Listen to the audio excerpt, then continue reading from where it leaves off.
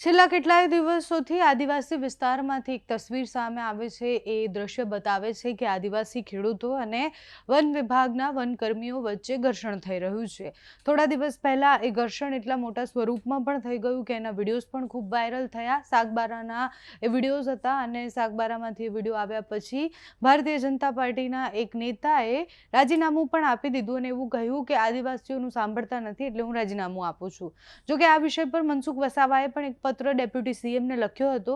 મનસુખ વસાવાએ પત્ર લખીને કહ્યું કે સુરત અને એની આસપાસના જેટલા પણ ખેડૂતો છે એ બધાને જેમ જમીન ખેડવા દે છે એમ નર્મદાના ખેડૂતોને પણ જમીન ખેડવા દેવી જોઈએ। વન વિભાગ અત્યારે જે છે એટલે એ જમીન ખેડવા માટે ખેડૂતો પહોંચ્યા હતા અને એના પછી જે આદિવાસી ખેડૂતો છે એ અને વનકર્મી વચ્ચે ઘર્ષણ થાય છે।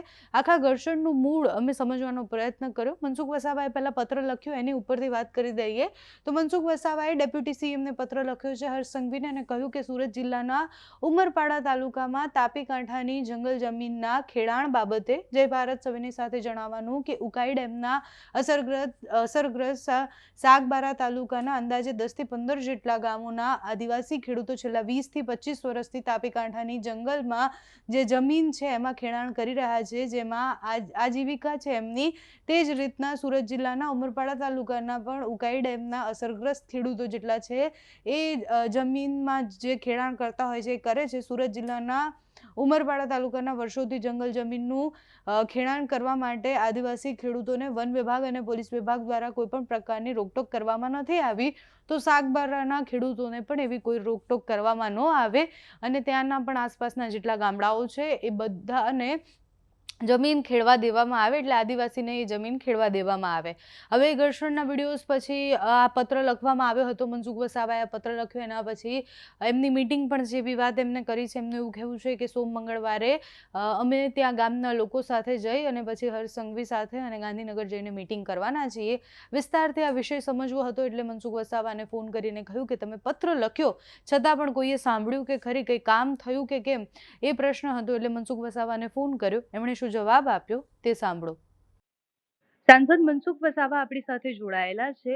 આદિવાસી વિસ્તારમાં છેલ્લા કેટલાય દિવસથી એક પ્રશ્ન ખૂબ ઉપજી રહ્યો છે, જેમાં જે આદિવાસી ખેડૂત છે એ અને વન વિભાગ વચ્ચે સંઘર્ષ દેખાયો।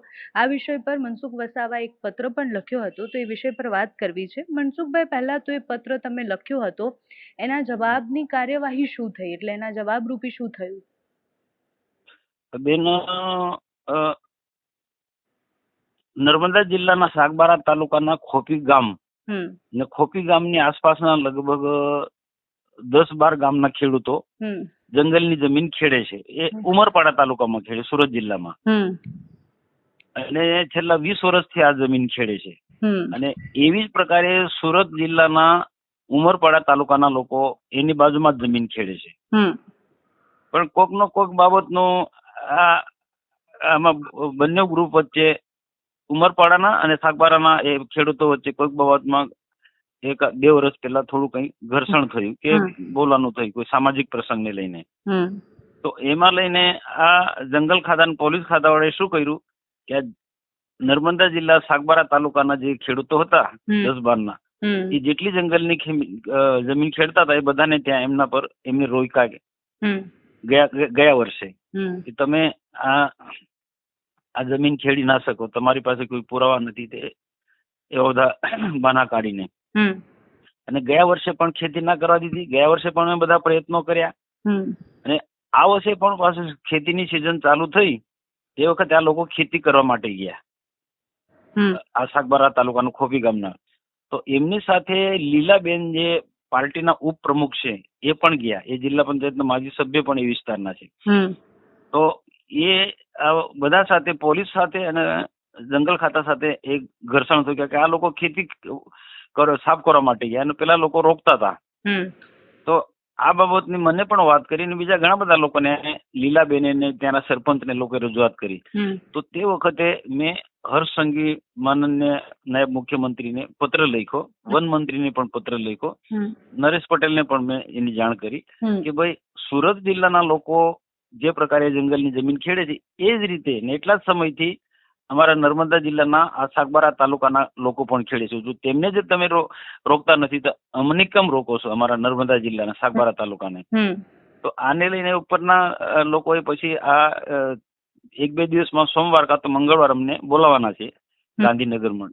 તો અમારી એક જ વાત છે કે સુરત જિલ્લાના લોકો, ઉમરપાડા તાલુકાના લોકો, આદિવાસીઓ છે, એ જંગલની જમીન ખેડે છે. તો એ રીતના પણ આ અમારા સાગબારા તાલુકાના છે, એ જંગલની જમીન ખેડે છે. અને સમય બંનેનો સરખો, પેલા 20-25 વર્ષથી ખેડે છે, આ લગે 20 વર્ષથી ખેડે છે. જો ખેડાણ પેલા લોકો કરતા હોય એ જ રીતના આ લોકો પણ ખેડે છે. હવે આમાં પ્રશ્ન એ થાય છે કે કેટલાક પાસે પુરાવા છે, નથી પુરાવા, એ આખો તપાસનો વિષય છે. એ પુરાવા જયારે માગશે ત્યારે આ લોકો આપશે, પણ એ જે નિયમ સુરત જિલ્લા વાળાને લાગે છે એવો આ સાગબારા તાલુકાનો પણ લાગવું જોઈએ. તો હાજી હા બેન. હા, તો મનસુખભાઈ, લીલાબેન વસાવાએ રાજીનામું આપ્યું ને એવું કેમ કહ્યું કે પક્ષ અમારું સાંભળતો જ નથી, હું આદિવાસી માટે એકલી લડીશ જો પક્ષ નથી સાંભળતો તો? ના બેન, એમાં શું છે, ગયા વર્ષે પણ આ ખેડૂતોને 10-12 ગામના ખેડૂતોને જિલ્લા પંચાયતની એ બેન માજી સભ્ય છે અને પાર્ટીની ત્યાં ઉપપ્રમુખ છે. તો એ થોડા નારાજ થઈ ગયા હતા. પાર્ટીમાં શું છે, જો મને તો જયારે એમને રજૂઆત કરી છે ત્યારે મેં તો એમના વતી એમને પણ ખબર છે અને ખેડૂતોને પણ ખબર છે. સરકારમાં ને ફોરેસ્ટ વિભાગના અને પોલીસ વિભાગના અધિકારીઓ છે, પણ ગયા વર્ષે પણ વાત કરી હતી એમના માટે અને આ વર્ષે પણ વાત કરી હતી. પણ આ વર્ષે શું થયું, જે ખેડાણ કરવા ગયા ખેડૂતો સાથે, તો પોલીસ ને ફોરેસ્ટના વિભાગ સાથે ઘર્ષણ થયું.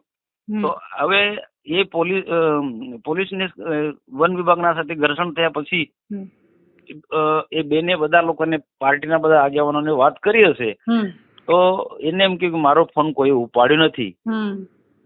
તો એને લઈને પેલું સંઘર્ષ વાળું વાતાવરણ જોઈને એનાથી થોડા એ દુઃખી થઈ ગયા, એટલે કે મારું કોઈ સાંભળતું નથી, એટલે એને રાજીનામું આપી દીધું.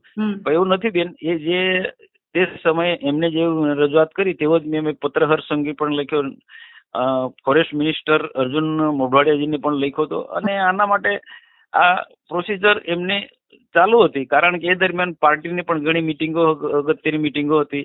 એટલે અમને ખબર હતું, આ બધાને નહોતું ખબર કે યોગ્ય જગ્યાએ ઉમરપાડા જવાનું અથવા માંડવી જવાનું કે ગાંધીનગર, એ વાતચીત ચાલતી હતી મંત્રીશ્રી સાથે કે પછી અમારા અર્જુનભાઈ મોઢવાડિયા સાહેબ સાથે, હર્ષસંઘવી સાહેબ સાથે વાતચીત ચાલતી હતી. એ દરમિયાન આ બેનને ખબર નહીં, એટલે આ બધાને ખબર નહીં, એટલે કે અમારું કોઈ સાંભળતું નથી. પણ એમના જે રજૂઆતના કારણે આ પ્રક્રિયા ચાલુ જ હતી, એમની આ પ્રશ્ન કઈ રીતના ઉકેલો એમ. ને એના માટે 13 કે 14 તારીખે મિટિંગ છે જ. તો એમાં એના ખેડૂત પ્રતિનિધિઓને પણ બોલાવીશું, લીલાબેનને પણ બોલાવીશું. અને મારે એક જ માંગ હશે તે મિટિંગમાં પણ કે સુરત જિલ્લાના ખેડૂતો આ જંગલની જમીન ખેડે છે, તો આ સાગબારા તાલુકાના લોકો પણ જે 20 વર્ષથી જંગલની જમીન ખેડે છે એમને ખેડવા દેવું જોઈએ એમ. મનસુખભાઈ, સતત જે વન કર્મીઓ છે કે વન વિભાગ છે એની સાથે આદિવાસી ખેડૂતોના સંઘર્ષ અને ઘર્ષણ કેમ થતા આવ્યા છે?